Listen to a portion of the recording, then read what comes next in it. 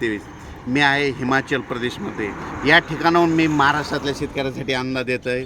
महाराष्ट्रातल्या सर्व शेतकऱ्याला प्रथम आनंदाची बातमी देतो की काल 22 मेला मान्सूननं अंदमान बेटावर दस्तक दिले आणि असा खूप सक्रिय झाला. त्याच्यामुळं महाराष्ट्रासाठी खूप आनंदाची बातमी आहे. म्हणजे यावर्षी लवकर पाऊस येण्यासाठी पोषक वातावरण तयार झालं आहे, म्हणून हा अंदाज लक्षात घ्यायचा.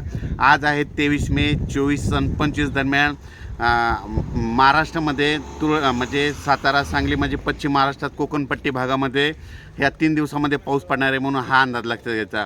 उर्वरित राज्यात मात्र तुरळक ठिकाणी पाऊस पडणार आहे, मान्सून पूर्व पाऊस पडणार आहे, म्हणून हा अंदाज लक्षात घ्या.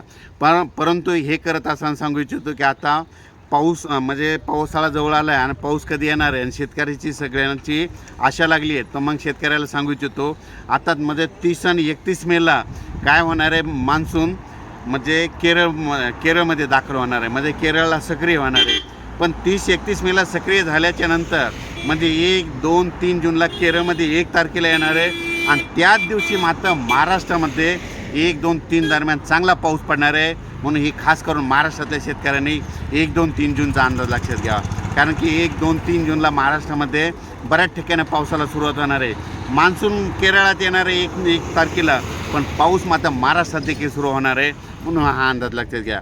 सर्व शेतकऱ्याला सांगू इच्छितो की राज्यामध्ये एकंदर परिस्थिती मान्सूनची खूप चांगली प्रगती आहे. म्हणजे मान्सून चांगला आहे. यावर्षी 8 जूनला चांगला मान्सून सगळीकडं सक्रिय होईल आणि सगळ्यांच्या पेरण्या होतील. आणि परत एक शेतकऱ्याला सांगू इच्छितो, शेतकऱ्यांना मान्सूनचा पाऊस पडल्याच्या नंतर जूनमध्ये पाऊस पडल्याच्या नंतर जमिनीमध्ये जर एकही ओल गेली तरच तुम्ही जमिनीत पेरणीचा निर्णय घ्यावा, अन्यथा पेरणीचा निर्णय घेऊ नका.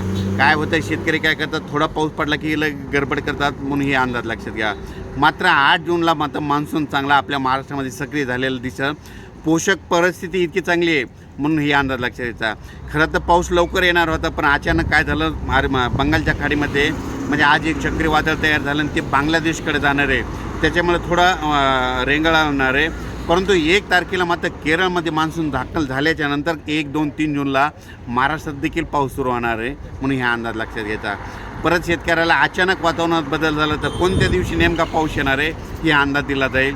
थांबतो. जय हिंद, जय महाराष्ट्र.